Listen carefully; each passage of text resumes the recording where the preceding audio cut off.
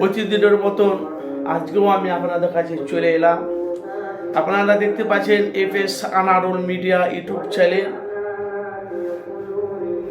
তো ভাই আপনারা জানেন যে কয়েকদিন ধরে সোশ্যাল মিডিয়ায় ব্যাপক হারে ভাইরাল চলছে। আপনারা জানেন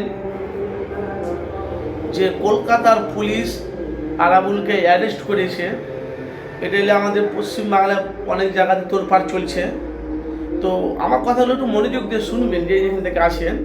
তো প্রত্যেকটা ভাইদেরকে বলছি, আপনারা জানেন যে নওশাদ সিদ্দিকী জনসভা অনেক জায়গাতে করছে, মিছিল করছে। তৃণমূলের অনেক জায়গাতে জনসভা মিছিল করছে, সেটা করবে ওরা, রাজনীতি সেটা করতেই হবে। তো আরাবুলকে যে অ্যারেস্ট করেছে, আমাদের ফুরফুরা শরীফে পীরজাদা নওশাদ সিদ্দিকী উনি ওনার দরবারে ডাইরেক্ট বলছে আরাবুলকে অ্যারেস্ট করলে হবে না, অ্যারেস্ট করতে গেলে শওকত মোল্লাকে অ্যারেস্ট করতে গেলে সমস্ত জিনিস ধরা পড়বে। তো ভাই আমি আপনারা জানেন তো আমি গুনাহগার মোহাম্মদ আনারুল হোসেন।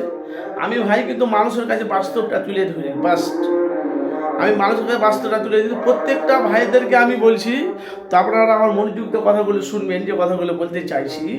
তো যে আমাদের পশ্চিমবাংলা যে হারে এখন মানুষ এমন রাস্তায় নেমে গেছে, আপনাদেরকে কি বলবো, কেউ কাউকে দেখতে পারে না। তো এই ধাক কাউকে দিচ্ছে, ওর ধাক কাউকে দিচ্ছে। তো প্রত্যেকটা ভাইদেরকে বলছি, আমরা সাধারণ মানুষ, আমরা কোনো অশান্তি চাই না, শান্তি চাই। প্রত্যেকটা ভাইদেরকে ভাই বলছি, যে কাজগুলো করবে মনোযোগটা কাজ করবে।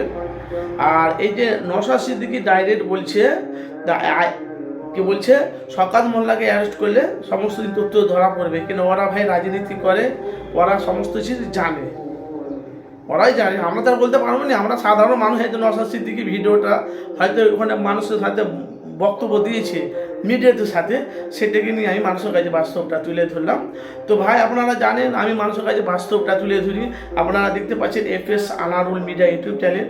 যদি ভিডিওটি ভালো লাগে অবশ্যই আপনারা মূল্যবান কমেন্ট বক্সে আপনারা মতামত জানাবেন। কেন এই কথাগুলো বললো, রহস্যের ভিতরে কি আছে, আপনাদের যদি জানা থাকে অবশ্যই আপনারা মতামত জানাবেন। অবশ্যই আমার চ্যানেলটিকে আপনারা চোখ রাখবেন।